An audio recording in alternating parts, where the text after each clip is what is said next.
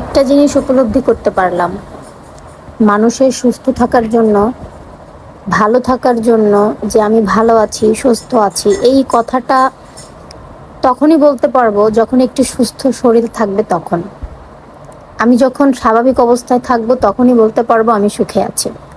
সুখ শান্তি মূলত মূলত পুরোটাই ডিপেন্ড করে সুস্থতার উপর।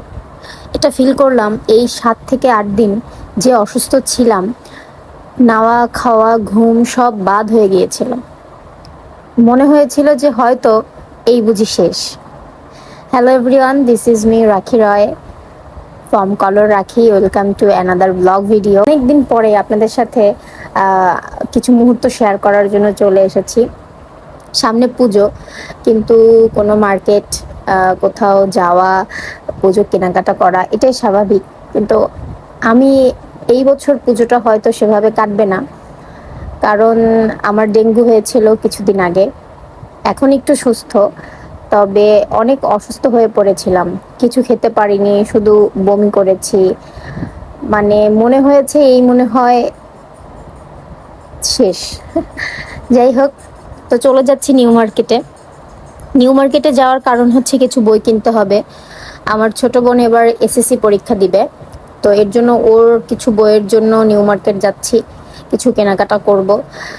আর রিক্সায় চড়তে আমার সব সময় খুব ভালো লাগে। হয়তো অনেকে এটা বিলাসিতা মনে করে যে এই মেয়েটা এতটুকু জায়গায় রিক্সায় যাচ্ছে, বা রিক্সায় ওঠার কি আছে, 10 টাকা ভাড়া দিয়ে বাসে গেলেই হয়।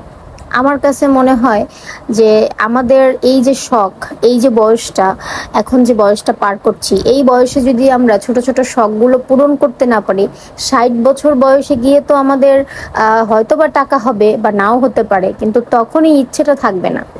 যেমন একটা জিনিস আমি খেয়াল করেছি, এই যে আমার ছোট বোন, ওর এখন আহ, টাকা জমানো নেই, কিন্তু ও চায় ওর অনেক কিছু কেনাকাটা করুক, ও অনেক কিছু হাসি মুখে কিনবে, মার্কেটে যাবে, এই করবে সেই করবে। কিন্তু ওর থেকে তো আমার এখন কম বেশি 2 4 5 টাকা আছে, কিন্তু আমার সেই খুশিটা এখন আর মনে নেই। ওর মনে যে এখন খুশি, ওর কাছে অর্থ নেই, কিন্তু আমার কাছে এখন অর্থ আছে কিন্তু খুশি নেই। ব্যাপারগুলো হয়ে গেছে এরকম। তো যাই হোক, নিউ মার্কেট চলে এসেছি, 2 3 দোকান ঘুরলাম। ঘুরে আসলে তাদের সাথে দামে হচ্ছিল না, অনেক প্রাইস বলছিল। তাও একটু হোলসেলের দোকানগুলো, যে কোথায় আসলে হোলসেলের বইগুলো পাবো, একটু কম প্রাইসে পাবো। যদি আমি ফিক্সড প্রাইসেই কিনি তাহলে তো আমার আসলে নিউ মার্কেট আসার কোনো মানে নেই, তাই না? তো এর জন্য আমি একটু খুঁজতেছিলাম যে আসলে কোথায় কম প্রাইসে বই পাওয়া যায়। তো বইগুলো আসলে কেনা শেষ। আর এই বইগুলো দেখলে মনে হয় কি জানেন, যদি সব পড়ে ফেলা যেত তাহলে হয়তো অনেক জ্ঞান বুদ্ধি অর্জন করতে পারতাম। আর আবার মাঝে মধ্যে মনে হয় যে না, এত জ্ঞান বুদ্ধি দিয়ে কি হবে, যদি চলতেই না পারি, সমাজের সাথে যদি খাপ খাইয়ে নিজেকে চলতে না পারি, তাহলে এত জ্ঞান বুদ্ধি এত পড়াশোনা করে কি লাভ। যাই হোক, ছোট বোনের জন্য বই টই কেনা শেষ। এখন আমরা একটু মার্কেটের দিকে যাব, টুকটাক কিছু কেনাকাটা করার জন্য, একদম টুকটাক। আসলে বই কিনতে আসলে আমার একটা জিনিস মাথায় থাকে যে নতুন বইয়ের গন্ধগুলো কিন্তু খুব সুন্দর হয়। আমি যখনই বই কিনেছি ছোটবেলা থেকে, এটা আমার অভ্যাস। আপনাদের কার কার এই অভ্যাসটা আছে কমেন্ট করে জানাবেন।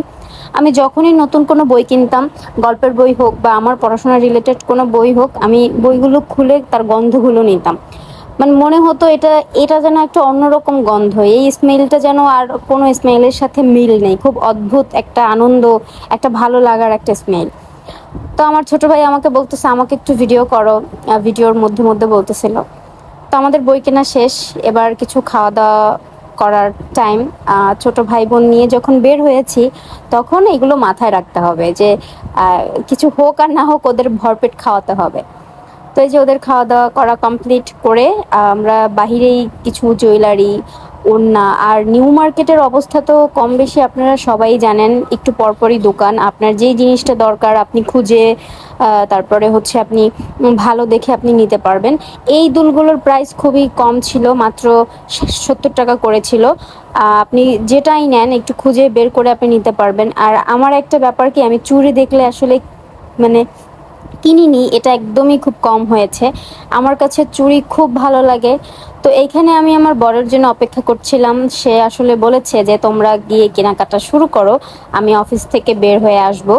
তো অফিস থেকে চাইলেই হুট করে বের হওয়া যায় না, অপেক্ষা করছিলাম আমার বরের জন্য, আমি, আমার ছোট বোন, ভাই। তো এই যে তিনি এসে পড়েছে, তিনি এসে আমার জন্য কিছু কেনাকাটা করলো, টুকটাক যেগুলো দরকার, কোনটাতে আমাকে ভালো লাগবে, সুন্দর লাগবে। আর আমার বর যখন বলে যে এই জিনিসটাতে তোমাকে ভালো লাগবে, ওই কালারটা আমার পছন্দ না থাকলেও বা ওই জিনিসটা আমার পছন্দ না হলেও মাথায় একটা জিনিস থাকে, আমার বর বলেছে।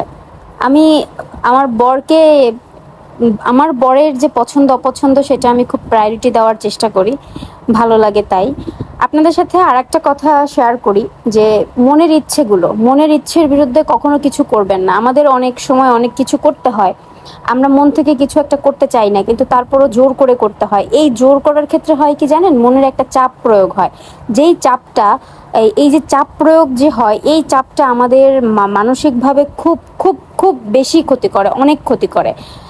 কতটা ক্ষতি করে সেটা আসলে এভাবে তো বলে বোঝাতে পারবো না, আমি নিজে বুঝেছি। তো এখন থেকে ফিল করেছি যে আমি আমার মনের বাইরে গিয়ে আমি কিচ্ছু করব না, আগে বাঁচতে হবে। সুস্থ সুস্থ হচ্ছে সুখের মূল। আমার নিজেকে সুস্থ রাখতে হবে, নিজেকে সুস্থ রাখার জন্য আগে হচ্ছে মন ভালো রাখতে হবে। তো সেই মনটাকে ভালো রাখার জন্য নিজের মন যেটা চাইবে, শুধু নিজের মন যেটা চাইবে শুধুমাত্র সেটা করব, এর বাইরে গিয়ে কাউকে খুশি করার জন্য কোনো কিছু করতে পারবো না। এটা আসলে মাথায় সেট করে নিয়েছি। এখন কেউ আমাকে ভালোবাসলে বাসুক, না বাসলে তার ভালোবাসার দরকার নেই। কারণ পৃথিবীতে আমি সবার মন জুগিয়ে চলতে পারবো না, না আমার আত্মীয় স্বজনের সবার মন জুগিয়ে চলা, না আমি আমার বন্ধু বান্ধব, আমার ভার্সিটি, আমার কলেজ লেভেলের ফ্রেন্ড, আমি কারো মন জুগিয়ে ওভাবে চলতে পারবো না। আমি মানুষ, একটা মানুষ হয়ে 10 জনের মনকে আনন্দ দিয়ে চলতে পারবো না। তো এর জন্য ডিসাইড করে নিয়েছি, আমার মনটা যেটা চাইবে, আমার মন যেই কথা বলবে আমি শুধু তার কথা শুনবো। কারণ আমি খুব অল্প দিন পৃথিবীকে দেখার জন্য এসেছি, ভগবান যে পাঠিয়েছে পৃথিবীতে, সে সুন্দর পরিকল্পনা করে আমার জন্য আসলে কোনটা ভালো সেটা করেই আসলে পাঠিয়েছে। এর জন্য আমি ভাবি যে আমি এখন থেকে বাঁচবো নিজের খুশি অনুযায়ী। তো যাই হোক, অনেক বকবক করে ফেললাম। এই যে কেনাকাটা কি করেছি সেটা দেখালাম। জামা কাপড় তেমন একটা কেনাকাটা করিনি, শুধুমাত্র টুকটাক জুয়েলারি যেগুলো, ওগুলোই কিনেছি, ভিডিওতে আপনারা হয়তো দেখেছেন। তো আজকে এতটুকুই, দেখা হবে পরবর্তী কোনো ব্লগ ভিডিওতে। ততদিন সবাই ভালো থাকবেন, সুস্থ থাকবেন, আর আমার জন্য একটু প্রে করবেন। আমি অসুস্থ ছিলাম, এখন সুস্থ হয়েছি। সুস্থ থাকলে আপনাদের সাথে আমি কিছু মুহূর্ত শেয়ার করতে পারবো। তো আজকে এতটুকুই, বাই বাই।